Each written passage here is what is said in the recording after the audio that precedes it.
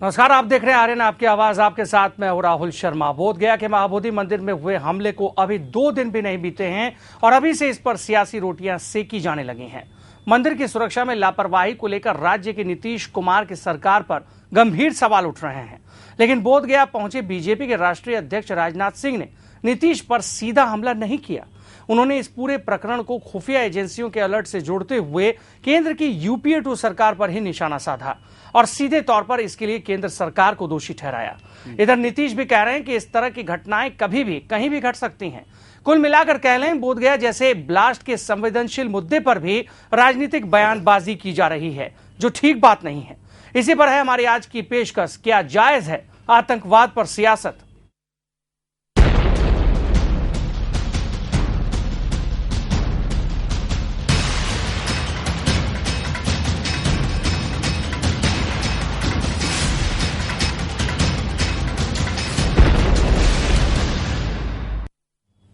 बोधगया के विश्व प्रसिद्ध महाबोधि मंदिर में हुए ब्लास्ट के बाद राजनीति एक बार फिर से तेज हो गई है। आलम यह है कि आतंकवाद जैसे संवेदनशील मुद्दे को भुनाने के लिए कुछ राजनीतिक दल लगातार बयानबाजी कर रहे हैं, लेकिन उनके बयानों में केंद्र के प्रति बौखलाहट और बिहार सरकार के प्रति सहानुभूति नजर आ रही है।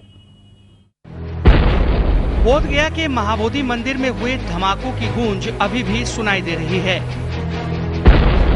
वजह है इस मसले पर जारी सियासत।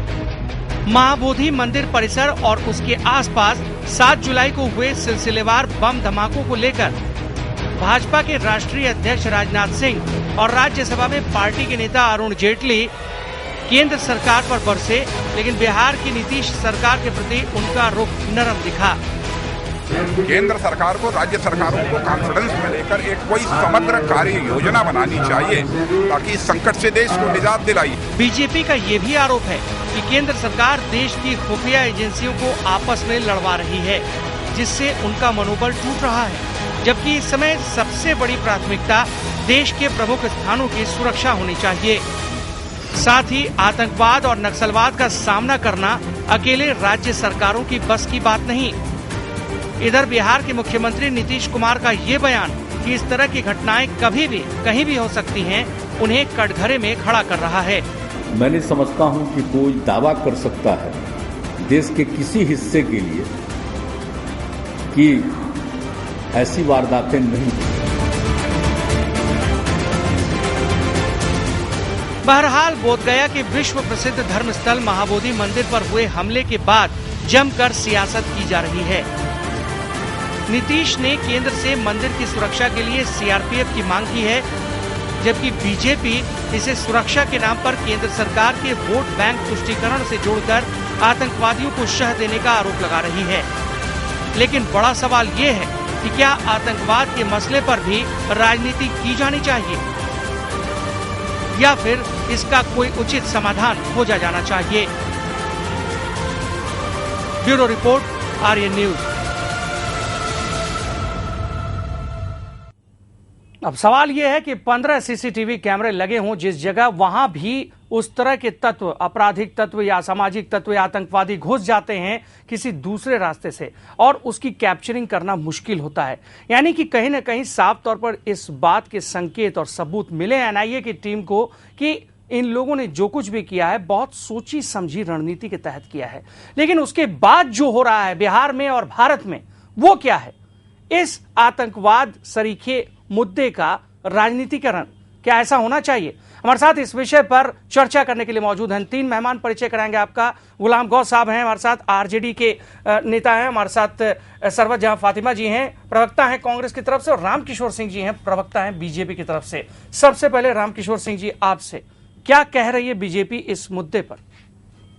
देखिए, भारतीय जनता पार्टी चाहे वो आतंकवाद का मुद्दा हो या उग्रवाद की मुद्दा हो, उस पर इसकी स्पष्ट नीति है कि इसे किसी पंथ, धर्म, जाति और क्षेत्र से न जोड़ करके सीधे यह राष्ट्र पर आक्रमण माना जाए और जो भी आतंकवादी और उग्रवादी हैं उन पर राज्य सरकार और केंद्र सरकार मिल करके काबू पाए, चूंकि यह हमारे देश के लिए कोड है, सुरक्षा के लिए कोड है, विकास के लिए कोड है। इतना ही नहीं, जिन क्षेत्रों में आतंकवाद और उग्रवाद का दहशत होता है वहां बच्चों की पढ़ाई प्रभावित होती है, आपसी सामाजिक और सांप्रदायिक सौहार्द प्रभावित होती है। इसलिए इसको जाति धर्म पंथ से न जोड़ते हुए इस पर केंद्र और राज्य सरकार दोनों मिलकर के समग्र नीति बना करके इस पर काबू पाए। और जो भी खुफिया एजेंसी के रिपोर्ट आते हैं, चाहे वह किसी व्यक्ति के बारे में आता हो कि इन पर खतरा हो, या कोई आतंकवादी घटना के बारे में आता हो, या उग्रवादी घटना के, उस पर राज्य सरकार को और केंद्र सरकार को जिसकी जो सीमा में है भरपूर उस पर कदम उठाना चाहिए। और इसमें बिहार की सरकार, केंद्र सरकार बार बार सूचना देती रही। आज जो CISF मांग रहे हैं या CRPF मांग रहे हैं, तो यह तो इनको मिल रहा था अक्टूबर से, और जून में तो 2 बार मिला, 26 तारीख को भी 28 तारीख को भी। और फिर भी एहतियात नहीं बरतना, छापामारी नहीं करना। पटना और बोधगया 2 टारगेटेड थे, तो बोधगया और पटना के इर्द गिर्द छापेमारी नहीं करना, नहीं आतंकवादियों को पकड़ना और उनको सीधे 13 बम लगाने का ही करना। मेरे ख्याल से 1 महीने पहले तो सरकार में आप लोग भी थे। देखिए, मैं सरकार में था, लेकिन वह मंत्रालय मुख्यमंत्री के पास है, और गठबंधन सरकार हमारी 2.5 वर्षों से, इसे स्वीकारने में कोई दिक्कत नहीं है कि जब से उनकी 215 सीटें आ गई थी, तो क्या जरूरत थी JMM को तोड़ करके 16 करने का? क्या जरूरत था इनको तोड़ करके लोजपा को 18? काफी गंभीर मुद्दे पर हम चर्चा कर रहे हैं यहाँ पर, उस तरह की राजनीति की बात, राजनीतिक बात या नहीं है। क्या जरूरत थी? वह चाहते थे कि हम बहुमत के नजदीक चले जाएं। अगर 100 से नीचे उनकी सीटें होती तब वो हमारी बात सुनते। वो तो मतलब साल भर से तो बिल्कुल अलग अलग थे, जैसे वो राष्ट्रपति के चुनाव में दे रहे हैं कांग्रेस समर्थित। चलिए, मतलब आप दोनों के अलगाहट का ही ये यहाँ पर अलगाहट के कारण इसका नहीं है। मुख्यमंत्री है NDA का, और वह आदमी बहुमत के नजदीक है। बात अब समझिए, तो मुख्यमंत्री तो सभी विभागों की समीक्षा करता है। मुख्यमंत्री की विभागों, चलिए समीक्षा केंद्र सरकार भी करता है। हम यहाँ सरवत फातिमा जी से सवाल करेंगे। फातिमा जी, गठबंधन केंद्र सरकार ने क्या कुछ कहा किया? IB ने रिपोर्ट भेज दी 6 महीने पहले। केंद्र सरकार ने क्या एक चिट्ठी भेज दी गई बिहार सरकार को, उसके बाद आंखें मूंद ली। केंद्र सरकार को उसकी एक प्रति जरूर भेजी गई होगी, केंद्र सरकार ने कुछ नहीं कराया उसके बाद। देखिए, सबसे पहले तो हम ये जो इस तरह की जो भी घटनाएं होती हैं, ये काफी निंदनीय होती हैं जी। सर ने सही कहा कि ये हमारे रूह पे जख्म होता है, हमारी जो आपसी सद्भावना है उसको कहीं ना कहीं तोड़ा जाता है। तो इसकी जितनी भी निंदा की जाए वो कम है, और इसको किसी भी तरह से राजनीति से जोड़ करके नहीं देखना चाहिए।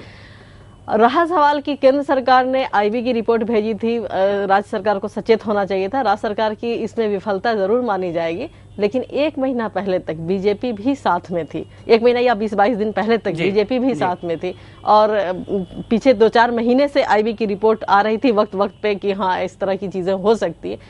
क्यों नहीं उसी मुद्दे पे इन्होंने साथ छोड़ दिया था बीजेपी का,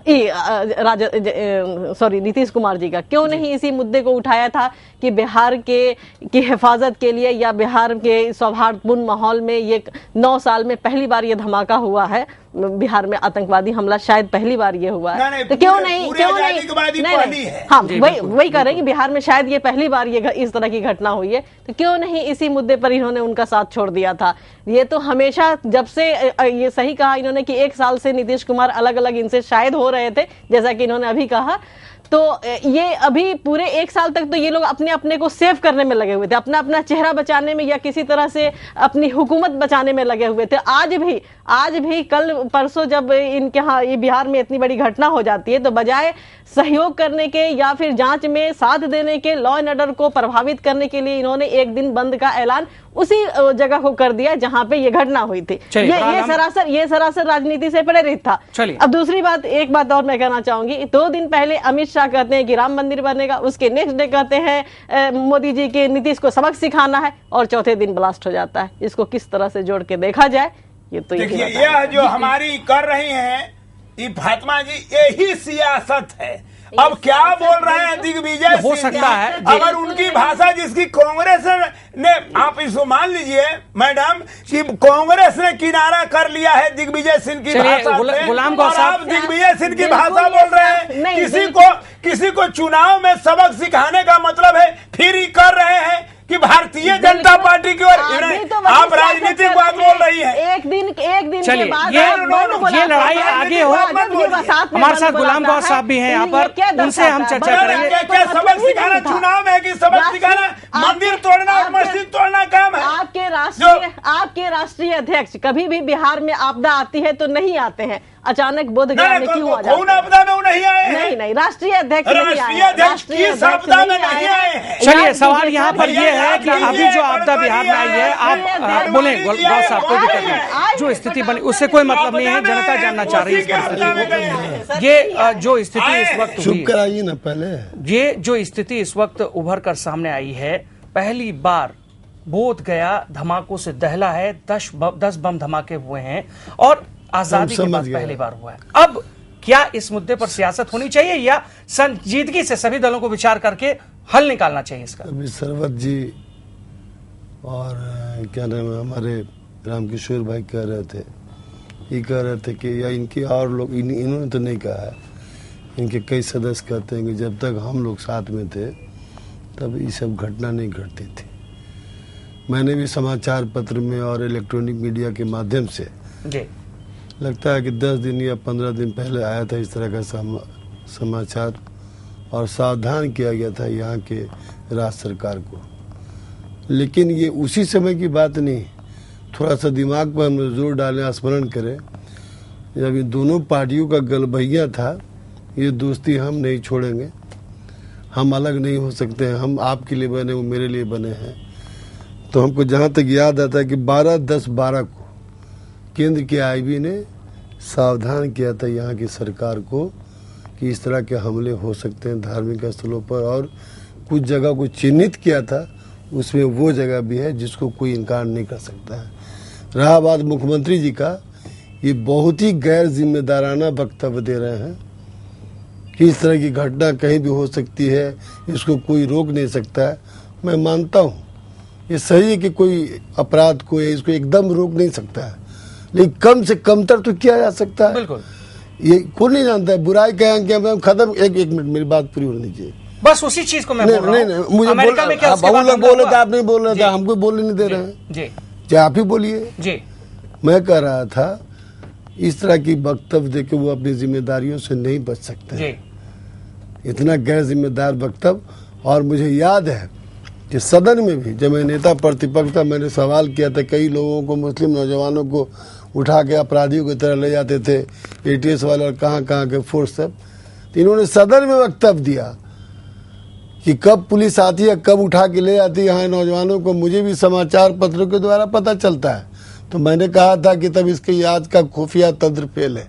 जब इस राज का खुफिया तंत्र फेल है तो मुख्यमंत्री भी फेल है, इसलिए रहने का इनको कोई अधिकार नहीं है। तो सदन के प्रोसीडिंग में बात बिल्कुल है, इसको कोई नकार नहीं सकता जी। और इस घटना को भी जब रामकिशोर भाई साथ थे और नीतीश जी भी साथ थे जी, गलबैया था दोनों भाई का जी। तो 12/10/12 को डेट मिला लीजिएगा, सावधान किया था केंद्र सरकार ने जी, वहाँ की आईबी ने कि चिन्हित जगह इसमें मकबूल ने हाँ चिन्हित जगह को ये क्या था जी। तो दोनों तरह दोनों दोषी हैं। आज इनके जितने सारे नेता हैं वो भी, और ये जो मिस्टर क्या कहते हैं आजकल टोपी वगैरह पहने रहते हैं ज्यादा मुस्लिम समाज के लिए जी। वो भी कम जिम्मेदार नहीं है जी। इस तरह का गैर जिम्मेदाराना वक्तव्य मैंने आज तक किसी मुख्यमंत्री का नहीं सुना, किसी प्रधानमंत्री का नहीं सुनता। मैं तो सुना था कि दिमागी लाल है, इंजीनियर है, लेकिन इतना गैर जिम्मेदार वक्तव्य एक मुख्यमंत्री देगा? आप कहते हैं कि ठीक है राजनीति की बात नहीं करते हैं, लेकिन हम लोग हैं किस लिए? बिल्कुल, इस देश के लिए, इस राज्य के लिए जी। कौन करेगा बात?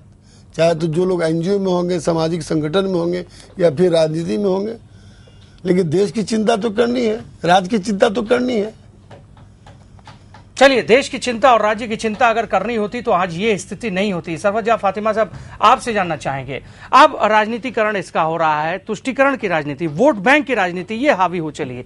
ऐसे ऐसे बयान दिए जाते हैं जो लगता है कि बिल्कुल तीर के अंदर में जहर बुझे हुए के तरह के बयान यहां पर दिए जाते हैं, और वो भी आतंकवाद जैसे मसले पर। अभी केंद्र की तरफ से बड़े नेताओं का दौरा होना शुरू होगा अब, लेकिन आप अगर देखें तो कांग्रेस चुप्पी साधे हुए।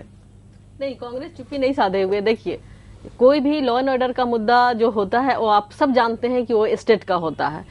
जो केंद्र की सरकार होती है वो जरूर वक्त बेवक्त अपना आगाह करती होती है आईबी के जरिए जो उनको रिपोर्ट मिलती है, और केंद्र सरकार ने वक्त बेवक्त इनको बार बार आगाह करने की कोशिश की थी कि यहाँ ये स्पॉट पे इस तरह के वारदात हो सकते हैं। हाँ, इसमें जरूर विफलता है नीतीश जी की कि उन्होंने इस पे बहुत ज्यादा जो होना चाहिए था नहीं किया, लेकिन बीजेपी भी इससे कहीं से भी बच नहीं सकती, क्योंकि बीजेपी 20-22 दिन पहले तक इनके साथ गवर्नमेंट में थी।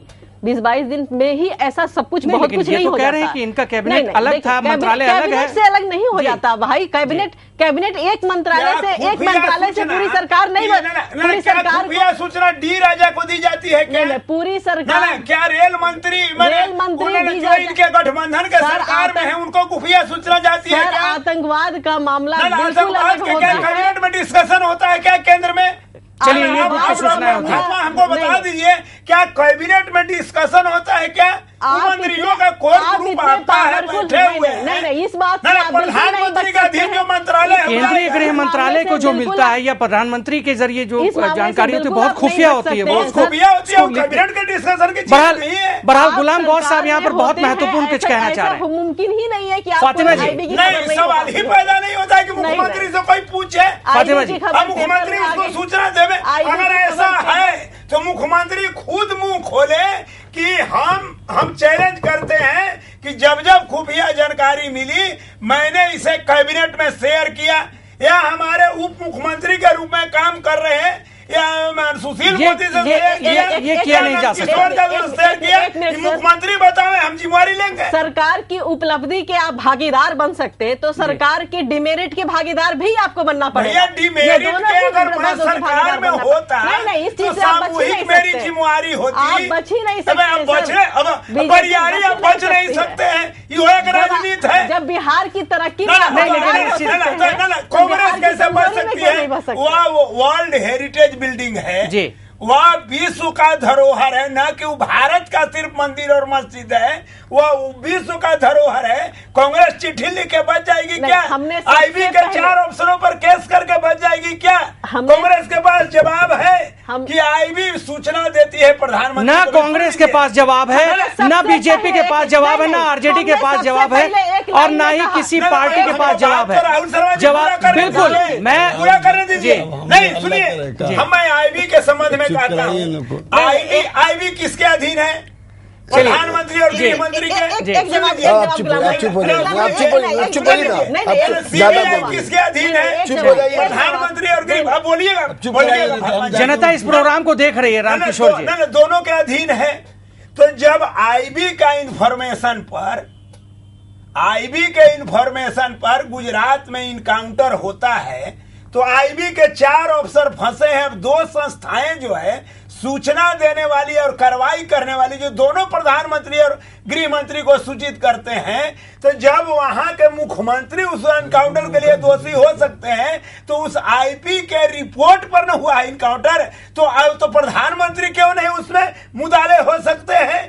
जो कांग्रेस पार्टी सियासत कर रही है। सवाल बहुत सारे उठाए जा सकते हैं। ये दूसरे सवाल। रामकिशोर जी, आप एक सब व्यक्ति हैं, विद्वान हैं, प्रोफेसर हैं। मैं आपको 2 घटना को उदाहरण दूंगा।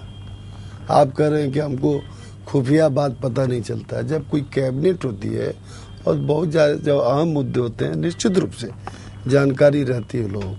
अगर ऐसा नहीं होता तो फारबिसगंज की इतनी बड़ी घटना घटी, किनके दबाव में ठंडे बस्ते में डाल दिया मुख्यमंत्री ने? उप मुख्यमंत्री जी के दबाव में।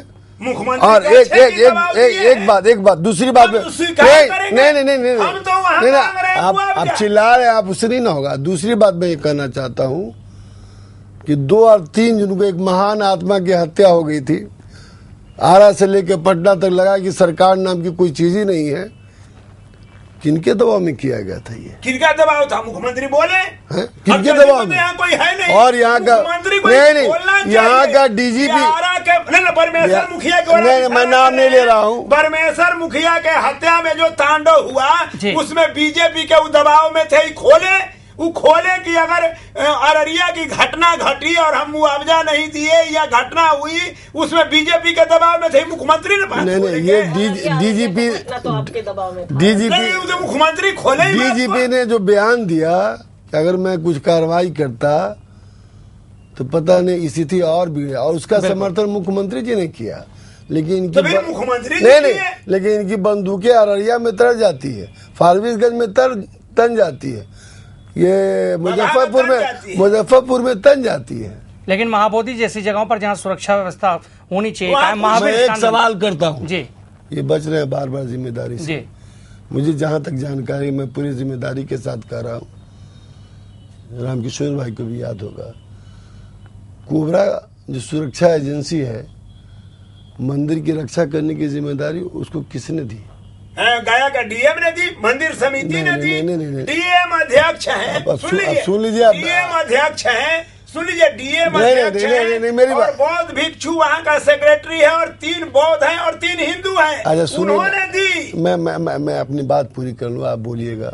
नंबर 1, नंबर 2 मैं पूछना चाहता हूँ, इससे कोई इनकार कर सकता है क्या? जो उसके डायरेक्टर थे सुजय सौरभ, उनके बड़े अच्छे ताल्लुकात थे सत्ता के लोगों से, और सत्ता में खाली जदयू वालों से नहीं, बीजेपी वालों से भी बहुत अच्छे ताल्लुकात थे। किनके इशारे पर जिम्मेदारी दी गई? हाँ, किनके? बिल्कुल। डीएम का क्या औकात है मुख्यमंत्री के सामने या उप मुख्यमंत्री के सामने? पूछिए, तो हमसे क्यों पूछ रहे हैं? आपसे हम कहाँ पूछ रहे ये हैं? हमारे अधीन है। वही तो हम भी कर रहे हैं। चलिए, इस मुद्दे का राजनीतिकरण नहीं होना चाहिए। नहीं, सबसे बड़ी बात यह है, आप भी सुन लें, रामकिशोर जी, सरवर फातिमा जी और गुलाम गौस साहब, अमेरिका में हमला हुआ था 9/11, उसके बाद से कोई भी हमला वहां पर हुआ है क्या? इसका जवाब आप लोग तीनों राजनीतिक दलों के लोग बैठे हुए ये बताएं। नहीं हुआ है। क्यों नहीं हुआ है? हमारे देश में क्यों हो रहा है? वहाँ कपड़ा तक उतरवा लिया जाता है और यहाँ गमछा और टोपी हटाने कहेगा तो यहाँ सांप्रदायिकता फैलने लगता है कि हमारी गमछा हटाने कह दिया। हिंदू हम हैं, हमको गमछा लेके चलने का अधिकार है, हम मुसलमान हैं, टोपी पहन के चलने का अधिकार है। जब तक यह होते रहेगा इस देश से आतंकवाद और उग्रवाद खत्म नहीं होगा। जाति और धर्म के आईने में, वोट के आईने में जब तक यहाँ के चलेगी केंद्र और राज्य सरकार, इसकी नहीं काबू होगा, नहीं काबू होगा। सबसे पहली बात, एक मिनट, वहाँ कपड़ा उतरवा के एक मिनट चुप हो गया। हाँ, आप ही दीजिए जवाब। जब तक आतंकवाद का दोहरा पैमाना होगा तब तक ये होता रहेगा। हमारे देश में निश्चित रूप से दोहरा पैमाना अपनाया जाता है। आतंकवाद की अलग परिभाषा है, माओवाद की अलग परिभाषा है, जेल तोड़ने की अलग परिभाषा है, स्कूल उड़ाने की अलग परिभाषा है, मक्का मस्जिद पर हमला करने की अलग परिभाषा है, मंदिर पर हमला करने की अलग परिभाषा है। ये परिभाषा बदलनी होगी हम लोगों को।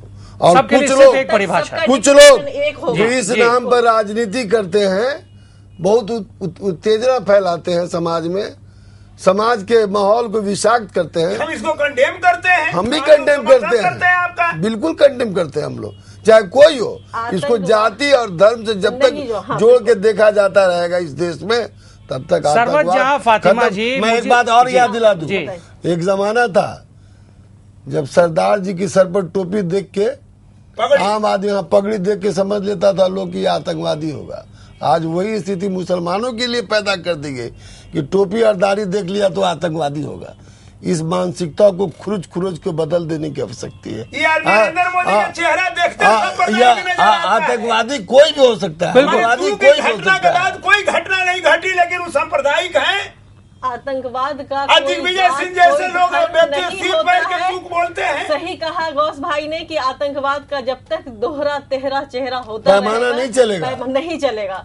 आतंकवाद का ना कोई जात होता है, ना कोई धर्म होता है। आतंकवाद पे कभी भी क्या ये सच नहीं है सरवजा फातिमा जी की जो स्थिति बिहार में है, जितने बड़े बड़े अटैक हुए हैं देश में, कई जगहों पर बिहार के कुछ स्थानों में आतंकवादी छुपे हैं, ऐसी सूचनाएं मिलती हैं। देखिए, वो छुपे हैं, ये सूचनाएं मिली हैं, कहीं से साबित नहीं हुआ है। नौजवान लड़कों को पकड़ करके उठा करके ले जाया जाता है, स्टूडेंट जो इंजीनियर होते हैं, खास करके जो इंजीनियर होते हैं, उनको उठा लिया जाता है। हम ये नहीं कहते हैं कि उनमें से सब के सब पाक साफ है, लेकिन कब सबके सब कांग्रेस की सरकार है, सबके सब पाक आपकी भी रजामंदी रहती थी, ऐसा नहीं है। तो टायर पंचर बनाने वाला तब भी चला जाता है। देखिए हमने एक लफ्ज कहा कि सबसे पहले कि आतंकवाद पे राजनीति नहीं होनी चाहिए, आतंकवाद का कोई चेहरा नहीं होता है, आतंकवाद का कोई जाति और धर्म नहीं होता है। आतंकवाद कोई भी जिसका ये एक दिमागी बीमारी है, दिमागी खलल है, जो कहीं भी कभी भी एक उग्रतापूर्ण हरकत कर सकता है। ये समाज का, देश का गद्दार होता है, इसका कोई डिफिनेशन नहीं होता।